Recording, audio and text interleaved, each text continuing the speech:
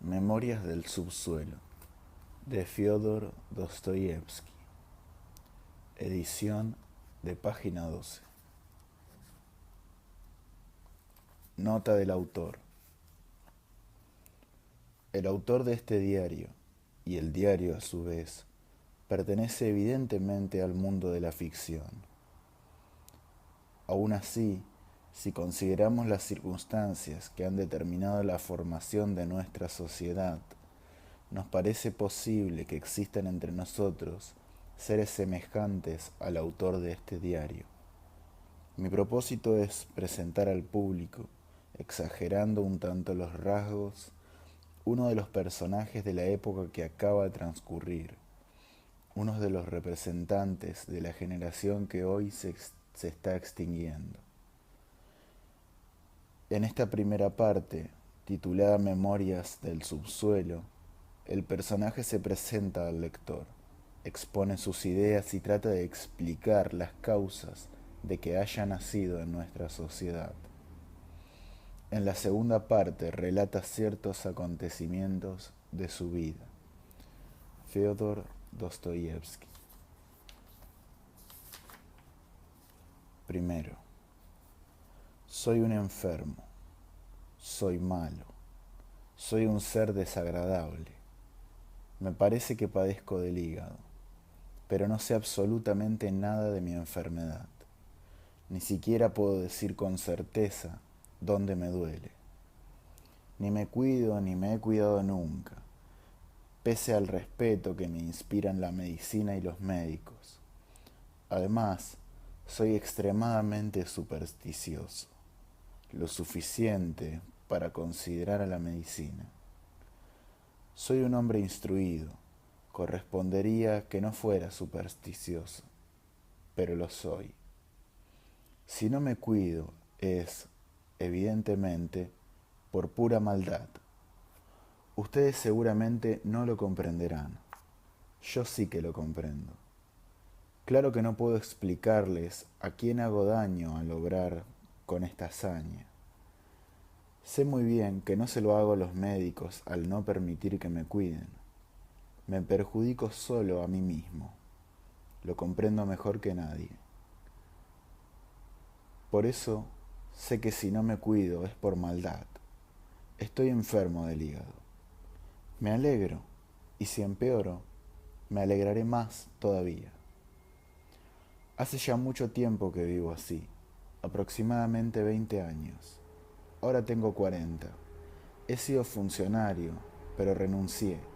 Fui funcionario odioso, era grosero y me complacía hacerlo. Esta era para mí la compensación, ya que no tomaba propinas. Esta broma no tiene ninguna gracia, pero no la suprimiré. La he escrito creyendo que resultaría ingeniosa y no la quiero tachar, porque evidencia mi deseo de saherir. Cuando alguien se acercaba a mi mesa en demanda de alguna información, yo rechinaba los dientes y sentía una voluptuosidad indecible si conseguía mortificarlo. Lo lograba casi siempre. Eran, por regla general, personas tímidas, timoratas, pedigüeños al fin y al cabo, pero también había a veces entre ellos hombres presuntuosos, fanfarrones. Yo detestaba especialmente a cierto oficial. Él no quería someterse e iba arrastrando su gran sable de una manera odiosa. Durante 1 año y medio luché contra él y su sable, y finalmente salí victorioso. Dejó de fanfarronear. Esto ocurría en la época de mi juventud. Pero, ¿quieren saber ustedes, caballeros, lo que excitaba en particular mi cólera? Lo que la hacía particularmente vil y estúpida. Era el hecho de tomar conciencia justo en el momento en que mi bilis se derramaba con mayor ira, para mi gran vergüenza, que yo no era un hombre malo en el fondo, que no era ni siquiera un hombre amargado, sino que simplemente me gustaba asustar a los gorriones. Saco espuma por la boca, pero tráiganme ustedes una muñeca, ofrézcanme una taza de té bien azucarado y verán cómo me calmo, incluso tal vez me enternezca. Cierto es que después me morderé los puños de rabia y que durante algunos meses la vergüenza me quitará el sueño. Sí, así soy yo. No fui sincero cuando dije que fui un funcionario perverso. He mentido por despecho. Yo trataba, simplemente, de distraerme con aquellos peticionarios y aquel oficial, y jamás conseguí llegar a ser realmente malo. Me daba perfecta cuenta de que existían en mí gran número de elementos diversos que se oponían a ello violentamente. Los sentía hormiguear dentro de mi ser, por decirlo así. Sabía que estaban siempre en mi interior y que aspiraban a exteriorizarse, pero yo no los dejaba salir. No, no les permitía evadirse. Me atormentaban hasta la vergüenza, hasta la convulsión.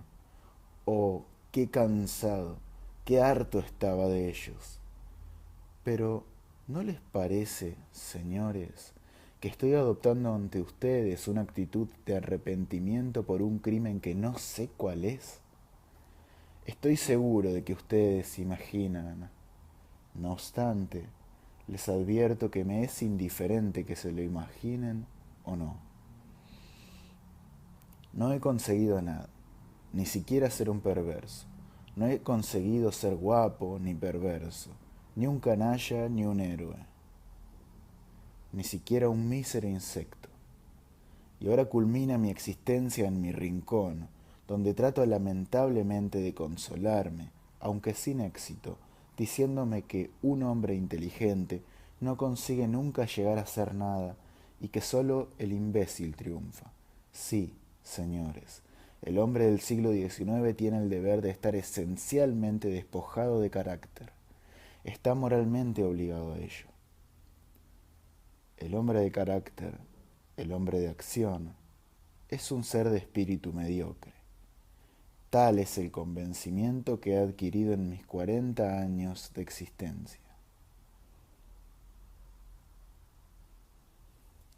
Sí, tengo 40 años.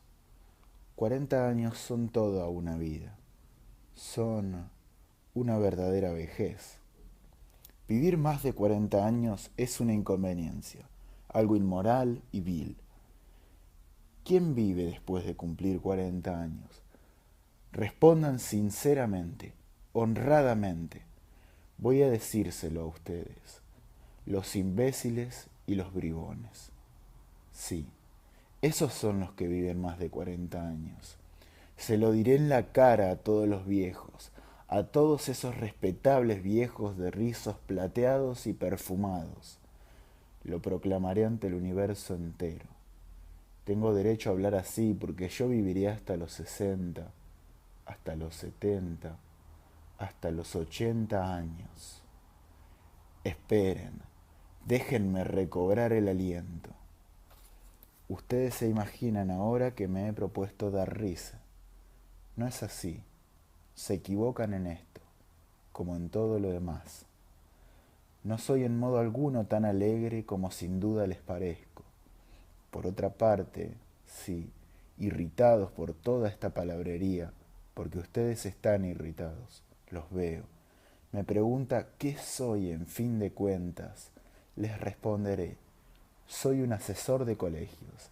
Ingresé en la administración para poder comer, únicamente para eso. Y el año pasado, cuando un pariente lejano me legó 6.000 rublos, dimití al punto y me enterré en mi rincón. Hacía ya mucho tiempo que estaba aquí, pero ahora me he instalado definitivamente. La habitación que ocupo está en los confines de la ciudad y es fea, destartalada. Mi criada es una vieja campesina, malvada por falta de inteligencia. Además, huele mal. Me dicen que el clima de Petersburgo me perjudica, que la vida aquí es muy cara e ínfimos los recursos de que dispongo. Lo sé mucho mejor que todos esos sabios donadores de consejos. pero me quedo en Petersburgo. No me iré de Petersburgo porque, bueno, ¿qué importa que me marche o no? Sin embargo, ¿de qué puede hablar un hombre honrado con más placer? Respuesta, de sí mismo. Por lo tanto, voy a hablarles de mí mismo. Segundo, ahora voy a contarles, señores, quieran ustedes o no, por qué ni siquiera he conseguido llegar a ser un insecto. Lo declaro ante ustedes solemnemente. Muchas veces he intentado convertirme en un insecto, pero no se me ha juzgado digno de ello. Una conciencia demasiado clarividente es, se lo aseguro a ustedes, una enfermedad, una verdadera enfermedad. Una conciencia ordinaria nos bastaría y sobraría para nuestra vida común. Sí, una conciencia ordinaria, es decir, una porción igual a la mitad, a la cuarta parte de la conciencia que posee el hombre cultivado de nuestro siglo XIX y que, para desgracia suya, reside en Petersburgo, la más abstracta, la más premeditada de las ciudades existentes en la Tierra, pues hay ciudades premeditadas y ciudades que no lo son. Se tendría, por ejemplo, más que de sobra con esa cantidad de conciencia que poseen los hombres llamados sinceros, espontáneos y también hombres de acción. Ustedes se imaginan, apostaría cualquier cosa, que escribo todo esto para darme corte, para menospreciar a los hombres de acción, por darme tono a la manera del fatuo que arrastraba el sable y del que les he hablado hace un momento. Pero eso sería de muy mal gusto. Pues, ¿quién puede pensar, señores, en vanagloriarse de sus enfermedades y utilizarlas como pretexto para darse tono? Pero, ¿qué digo? Todo el mundo obra así. Precisamente de sus enfermedades extraen la gloria. Y eso hago yo, probablemente aún más que nadie. En fin, no hablemos más del asunto. Mi objeción es estúpida. Sin embargo, estoy firmemente convencido de ello. La conciencia, toda la conciencia es una enfermedad. Lo sostengo, pero dejemos esto por ahora. Respóndanme a esto. ¿Cómo es que siempre en el preciso instante, como hecho adrede, que me sentía más capaz de apreciar todos los matices de lo bello, de lo sublime, como se decía en nuestra patria hace poco, se me ocurría no solo pensar, sino hacer cosas tan inconvenientes? Eran actos que todos realizan con algún sentido de la oportunidad, pero que yo cometía precisamente cuando me daba perfecta cuenta de que no era el momento. Cuanto más clara conciencia tenía del bien y de todas las cosas bellas y sublimes, tanto más me hundía en mi cieno y tanto más capaz me sentía de sepultarme en él definitivamente. Pero lo más notable es que este desacuerdo no parecía un hecho fortuito, dependiente de las circunstancias, sino algo que ocurría del modo más natural. Se podría decir que este era mi estado normal, y en modo alguno una enfermedad o un vicio, tanto que finalmente perdí todo deseo de luchar. En resumen, que casi admito, y sin el casi, que aquel era mi estado normal.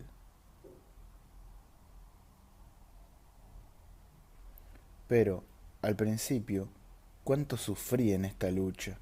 No creía que a nadie le sucediera algo similar, y a lo largo de toda mi vida he mantenido en secreto este rasgo de mi carácter. Me avergonzaba de él. Es posible que me avergüence todavía. Tan lejos iba en esto que experimentaba una especie de placer secreto, vil, anormal, al volver a mi casa, a mi agujero, en una de las turbias e ingratas noches petersburguesas, y decirme que otra vez había cometido una villanía aquel día y que sería imposible repararla. Entonces me roía interiormente, me reía, me desgarraba a dentelladas, bebía largamente mi amargura, me saciaba de ella de tal modo que al fin experimentaba una especie de debilidad vergonzosa, maldita, en la que saboreaba una verdadera voluptuosidad. Sí, lo repito, una verdadera voluptuosidad. He sacado a relucir esta cuestión porque deseo saber si otros conocen semejantes voluptuosidades. Intentaré ampliar este punto. La voluptuosidad procedía, en este caso, de que me daba clara cuenta de mi humillación, la cual procedía del conocimiento de haber llegado al límite. Tu situación es abominable, me decía a mí mismo, pero no puede ser otra. No tienes ninguna salida. No podrás cambiar nunca porque, aunque tuvieras el tiempo y la fe necesarios para ello, no querrías convertirte en otro hombre. Por otra parte, aunque quisieras cambiar, no podrías. ¿En qué otra cosa te transformarías? Quizá no hay ninguna. Pero lo importante, y esto pone fin a la cuestión, es que todo se realiza de acuerdo con las leyes fundamentales y normales de la conciencia refinada, y mana de ella directamente, tanto que es por completo imposible no sólo cambiar, sino, generalmente, reaccionar de algún modo. La conciencia refinada nos dice, por ejemplo, así es, eres un canalla. Pero el hecho de que yo pueda comprobar mi propia condición vil no me consuela lo más mínimo de ser un canalla. Pero basta, cuántas palabras, Dios mío. Pero, ¿qué he explicado? ¿De dónde proviene esa voluptuosidad? Sin embargo, me interesa explicarlo todo. Iré hasta el fin. Por eso he decidido escribir. Empezaré por decir que tengo un amor propio tremendo, que soy tan desconfiado y susceptible como un jorobado, como un enano. Pero, verdaderamente, ha habido momentos en mi existencia en los que, si me hubiesen dado una bofetada, me habría sentido quizá muy dichoso. Lo digo en serio, habría podido encontrar en ello cierto placer. El placer de la desesperación, desde luego, pues la desesperación oculta la voluptuosidad más ardiente, sobre todo cuando la situación aparece sin salida. Sin embargo, en el caso de la bofetada, ¿qué sensación de aplastamiento se experimenta? Pero lo importante es que siempre resulta que soy yo el culpable, sea cual fuera el lado desde el que examinen las cosas, y es más, culpable sin serlo, por lo menos, de acuerdo con las leyes de la naturaleza. Soy culpable, ante todo, porque soy más inteligente que cuantos me rodean.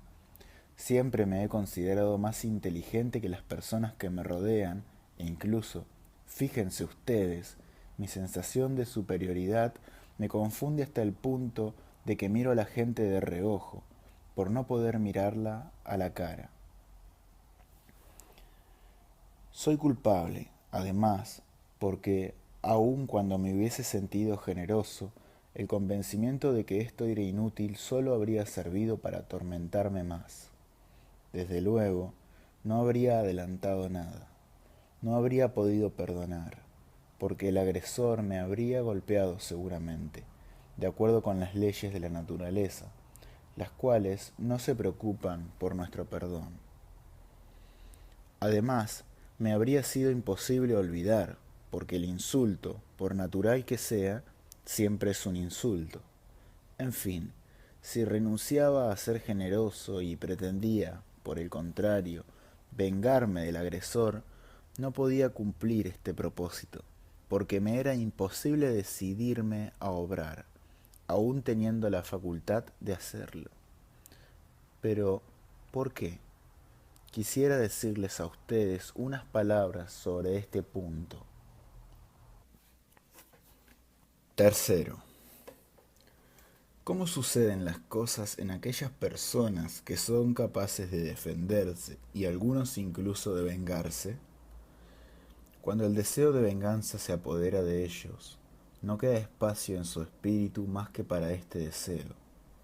Se lanzan hacia adelante en línea recta, baja la cabeza, como toros furiosos, y solo se detienen cuando llegan ante un muro. Por cierto que, ante un muro, estos señores, estos seres sencillos y espontáneos, los hombres de acción, se desmoronan y ceden con toda sinceridad. Para ellos, este muro no significa en absoluto lo mismo que para nosotros, que pensamos y, por consiguiente, no obramos. Es decir, no es excusa. No, para ellos no es en modo alguno un pretexto que les permite desandar lo andado. Pretexto en el que nosotros no solemos creer, pero del que nos aprovechamos gustosos. No, ellos ceden de buen grado. El muro es a sus ojos un tranquilizante. Les ofrece una solución moral definitiva, e incluso me atrevería a llamarla mística. Pero ya volveremos a hablar de este muro. Aquí está el punto. Precisamente es este hombre sencillo y espontáneo el que considero normal por excelencia, el hombre en que soñaba nuestra tierna madre naturaleza cuando nos puso amablemente sobre la tierra. Yo lo envidio, sé que es tonto, pero ¿qué saben ustedes de esto? Es posible que el hombre normal tenga como rasgo el ser tonto. Incluso es posible que sea hermoso.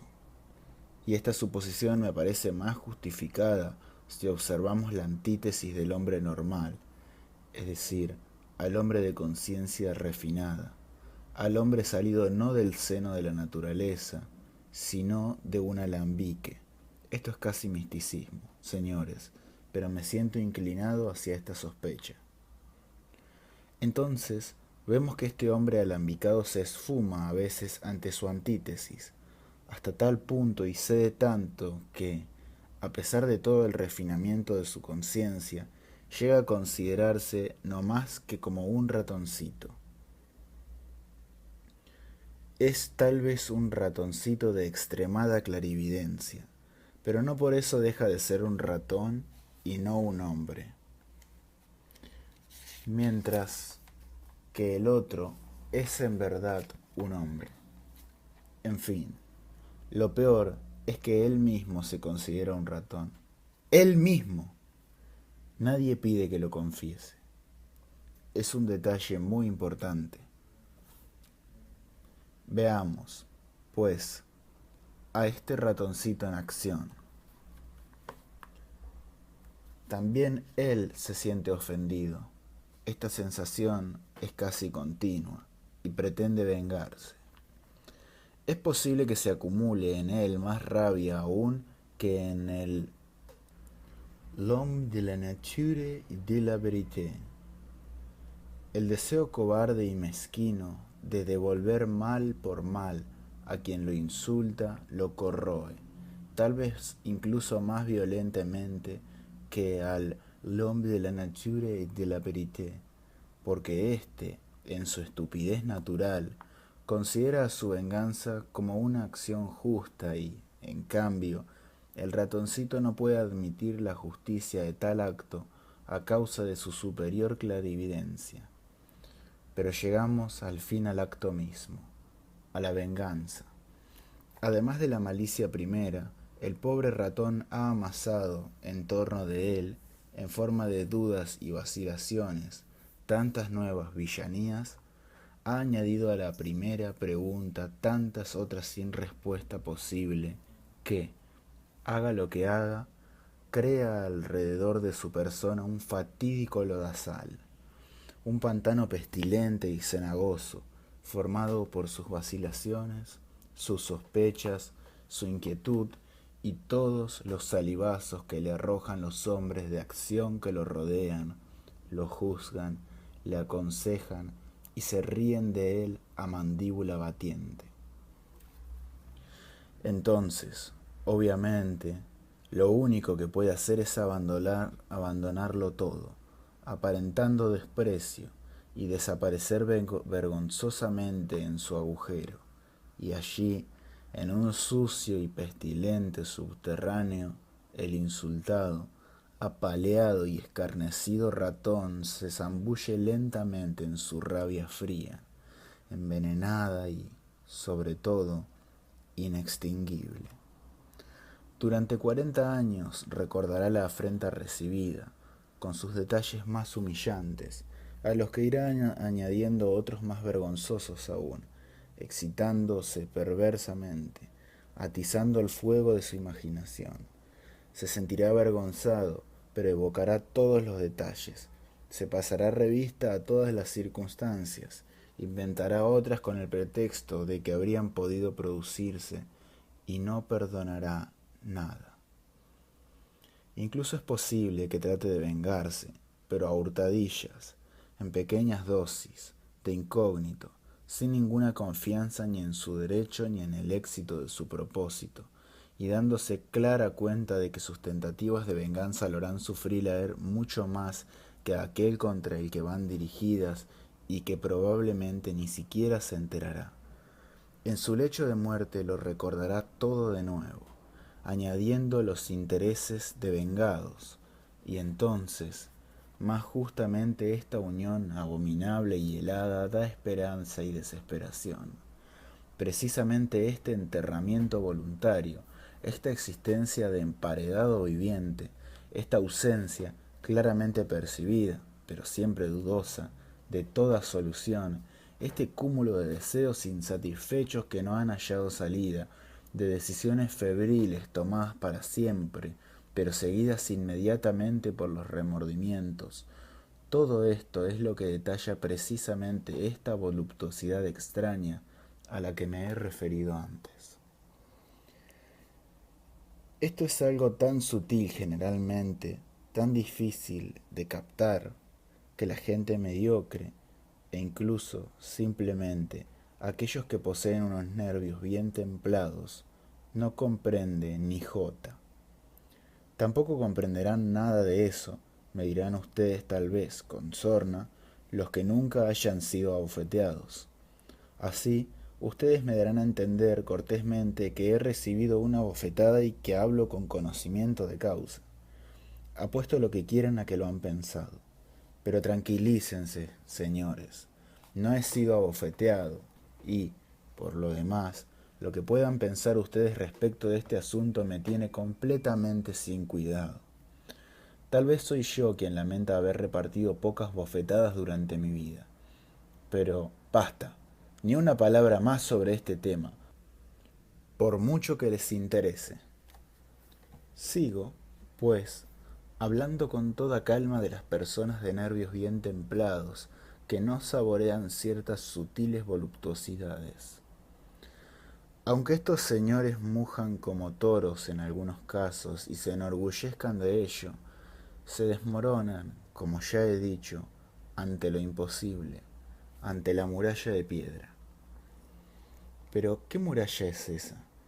Evidentemente son las leyes naturales, los resultados de las ciencias exactas, de las matemáticas.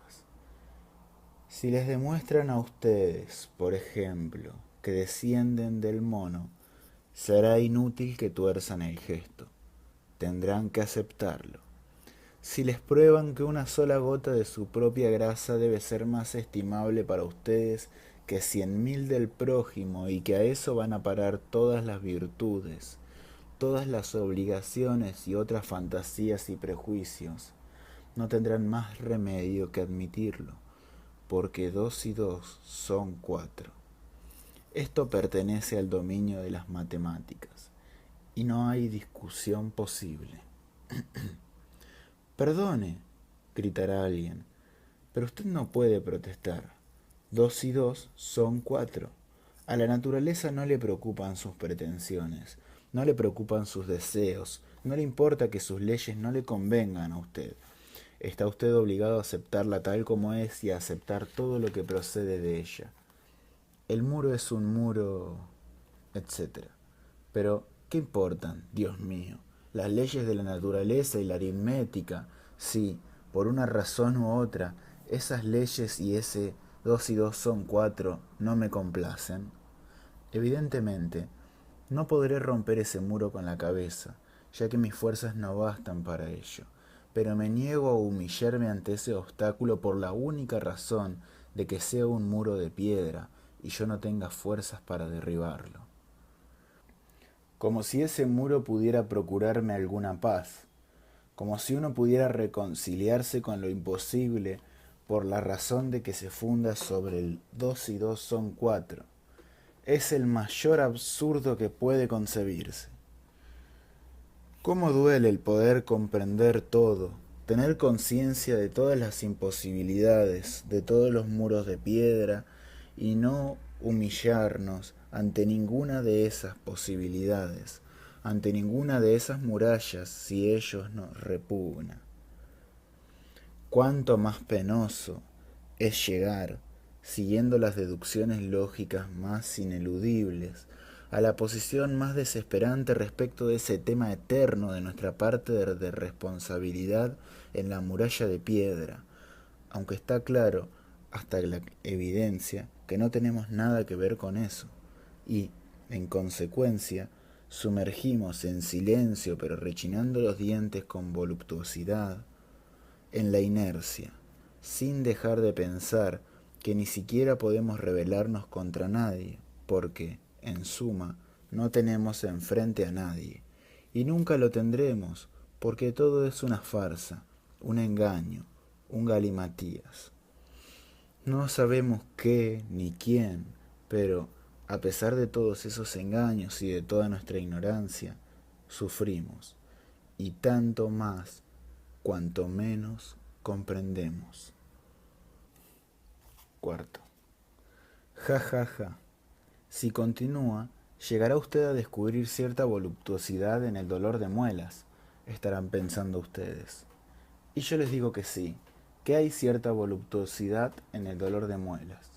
Yo he sufrido ese dolor durante todo un mes, y sé lo que me digo. En estos casos no nos enfurecemos en silencio, gemimos. Pero estos gemidos carecen de franqueza. Hay en ellos cierta malignidad. Y ahí está precisamente el quid de la cuestión. Esos gemidos expresan la voluptuosidad del que sufre. Si el enfermo no experimentara cierto placer al quejarse, dejaría de hacerlo. Es un excelente ejemplo, señores, y ahora lo verán. En primer lugar, estos gemidos expresan la conciencia humillante de la inutilidad del sufrimiento, su legalidad desde el punto de vista de la naturaleza, sobre la cual usted escupe, pero que lo hace sufrir mientras ella permanece impasible. Expresan también que usted comprende que el enemigo no existe, pero no por eso deja de existir el dolor y que, teniendo tantos Wagenheim como tiene, es usted esclavo de sus muelas. Si alguno de esos Wagenheim le da por ahí, sus muelas dejarán de atormentarle, pero si su propósito es otro, su dentadura lo hará sufrir todavía 3 meses más. Y si se niega usted a inclinarse, si protesta, no hallará otro medio para consolarse que golpearse a sí mismo o romperse los puños contra el muro de piedra.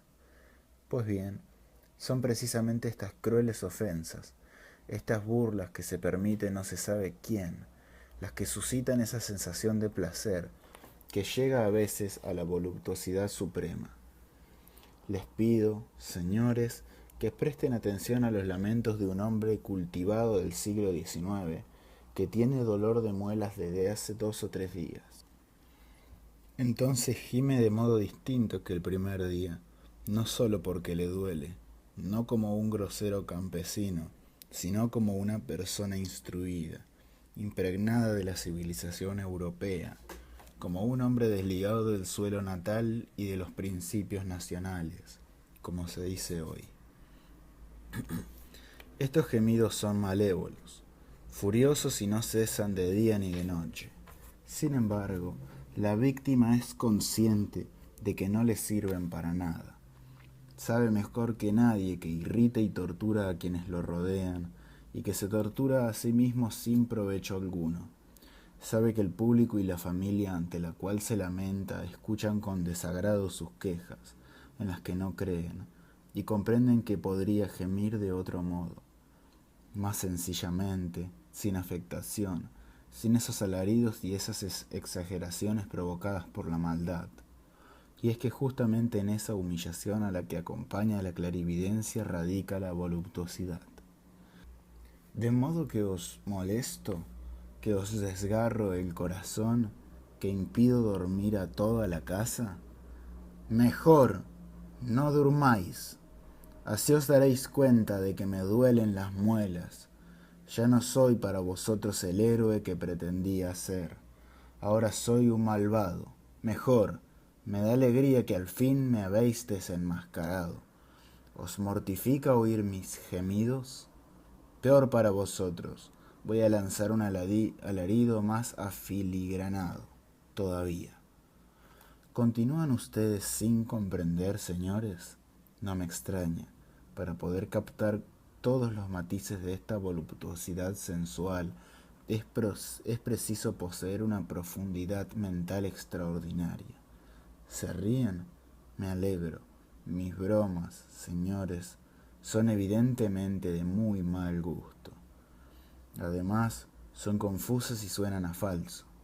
La causa de todo esto es que no siento la propia estimación.